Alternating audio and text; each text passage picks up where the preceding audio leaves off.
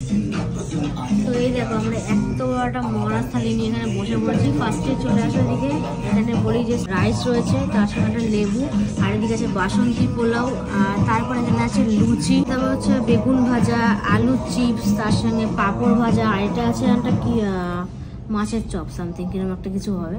আর এখানে আছে হচ্ছে আলুর দম, আর তারপরেই আছে কড়াই পনির, আর এখানে আছে ভেজ ডাল, তারপরেই আছে চিংড়ি মাছের মালাইকারি, আর এখানে হচ্ছে চিকেন মহারানি, আর এখানে আছে হচ্ছে মাটন কষা, আর তারপরেই রয়েছে লাস্টে আমের চাটনি, আর তারপরেই আছে এখানকার ফেমাস বেক সন্দেশ। সেটা আমি এখন ফার্স্ট টাইম এখানে ট্রাই করবো, দেখি আগে একটু ট্রাই করবো, এবার লাস্টে না ট্রাই করবো। চলো খাওয়া যাক। আমাদের ড্রিঙ্কসের মধ্যে রয়েছে একটা লস্যি, আর একটা আছে আম পোড়া শরবত। চলো, আর তারপরে একটা জিনিস আমরা নিয়ে নিয়েছি, এখানে আমরা এক্সট্রা করে নিয়ে নিয়েছি হচ্ছে ভেটকি পাতি থেকে। চলো